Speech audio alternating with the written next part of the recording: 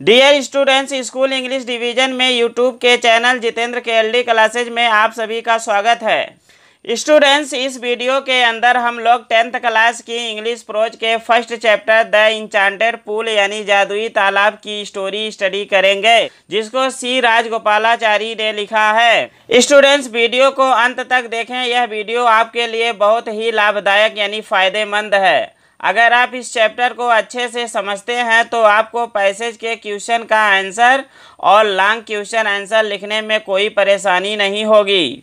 तो चलिए अब इस चैप्टर को स्टार्ट करते हैं।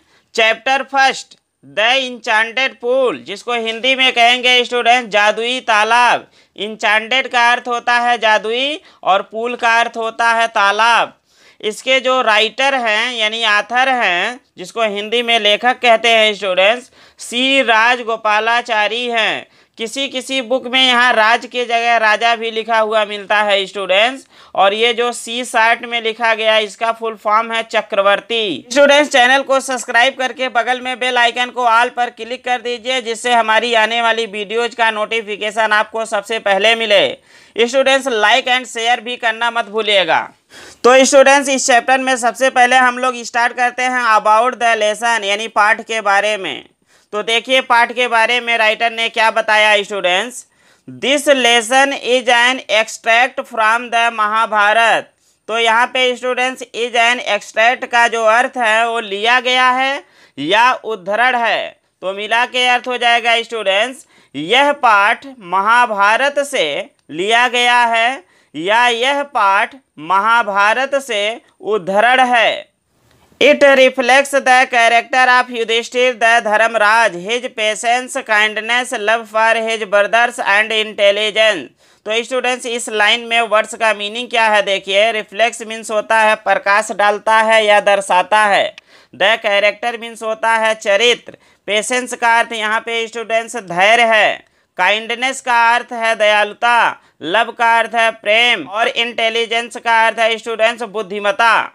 तो मिलाकर अर्थ हो जाएगा क्या, इट यह यानी पाठ, द धर्मराज ऑफ युधिष्ठिर यानी धर्मराज युधिष्ठिर के, द कैरेक्टर चरित्र पर, और his patience, kindness, love for his brothers and intelligence, और उनके धैर्य, दयालुता, अपने भाइयों के लिए प्रेम तथा बुद्धिमता पर प्रकाश डालता है।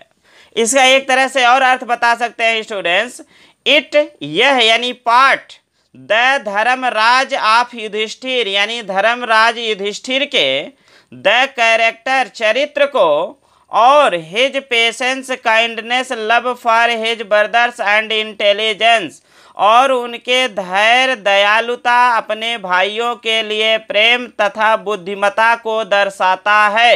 He pleases much by giving satisfactory answers to his questions.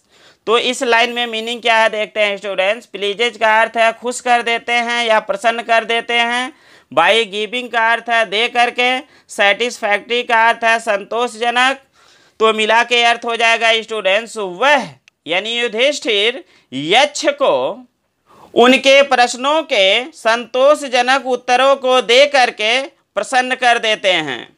The Yaksha was please with युधिष्ठिर्स impartiality. यहाँ पे स्टूडेंट प्लीज का अर्थ है प्रसन्न हुए और इम्पार्शलिटी का अर्थ है निष्पक्षता। तो मिला के अर्थ हो जाएगा, यक्ष युधिष्ठिर के निष्पक्षता से प्रसन्न हुए। The Yaksha was Yama the lord of death. तो यहाँ पे मीनिंग देखिए स्टूडेंट्स क्या होगा। लॉर्ड का अर्थ है भगवान या देवता और डेथ का अर्थ होता है मृत्यु। तो मिला के अर्थ हो जाएगा स्टूडेंट्स, यक्ष मृत्यु के देवता यम थे। इस लाइन में राइटर ने बताया है कि यक्ष कौन थे। तो बता रहा है राइटर, यक्ष मृत्यु के देवता यम थे। Who had taken the form of यक्ष to see Yudhishthir and test his knowledge। तो इस लाइन में वर्ड्स का मीनिंग क्या है स्टूडेंट देखते हैं। हु का अर्थ यहाँ पे जो लगाना है। हैड टेकन का मतलब लिए थे या धारण किए थे। द फॉर्म का मतलब रूप, और टू सी का अर्थ है देखने के लिए। टेस्ट का अर्थ है परीक्षा लेने के लिए। नॉलेज का अर्थ है यहाँ पे स्टूडेंट्स ज्ञान। तो मिला के अर्थ हो जाएगा स्टूडेंट्स, जो युधिष्ठिर को देखने के लिए और उनके ज्ञान की परीक्षा लेने के लिए यक्ष का रूप धारण किए थे। Being satisfied with his answers, he blessed him and disappeared। तो यहाँ पे स्टूडेंट्स being satisfied का अर्थ है संतुष्ट होकर, with his answers, he वह यानी यक्ष, blessed आशीर्वाद दिए, him उन्हें यानी युधिष्ठिर को, and disappeared और गायब हो गए। तो मिला के अर्थ हो जाएगा स्टूडेंट्स, उनके उत्तरों से संतुष्ट होकर वह यानी यक्ष उन्हें यानी युधिष्ठिर को आशीर्वाद दिए और गायब हो गए। तो इस तरह से स्टूडेंट्स यहाँ दिस से लेकर के और डिसअपीयर्ड तक अबाउट द लेसन था, यानी पाठ के बारे में था, जिसका अर्थ हमने आपको बताया। स्टूडेंट्स एक बार पांडवों को 12 साल का वनवास और 1 साल का अज्ञातवास हुआ था। उसी दौरान एक दिन जंगल में भटकते समय इन लोगों को प्यास लगी, तो युधिष्ठिर ने अपने भाइयों को एक एक करके पानी ढूंढ कर लाने को कहा।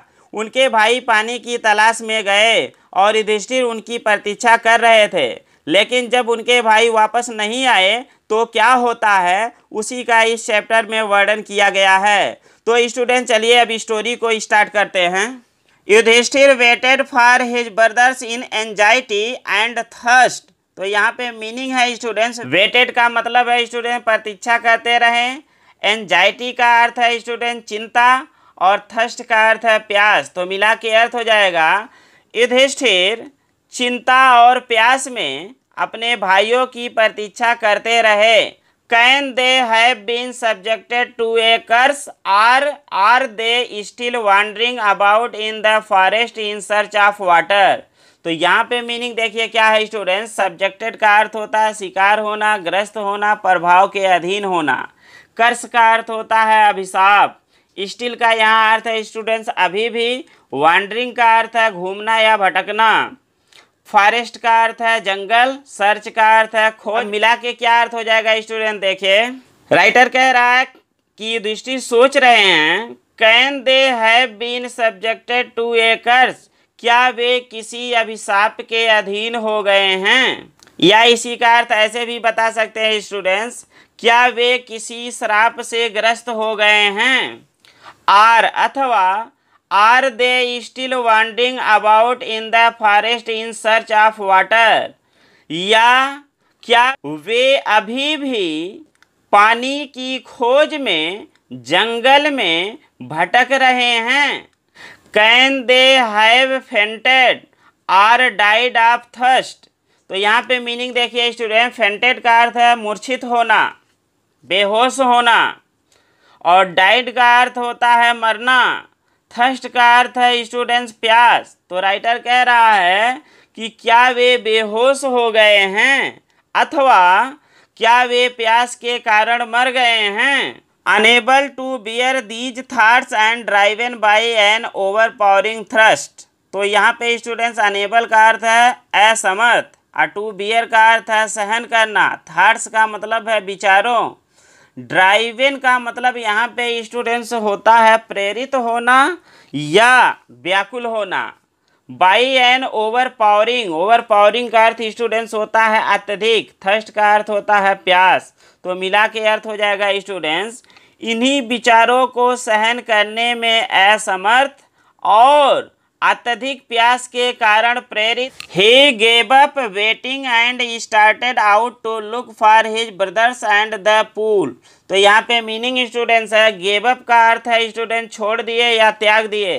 वेटिंग का अर्थ है प्रतीक्षा करना या इंतजार करना। स्टार्टेड आउट का मतलब है निकल पड़े।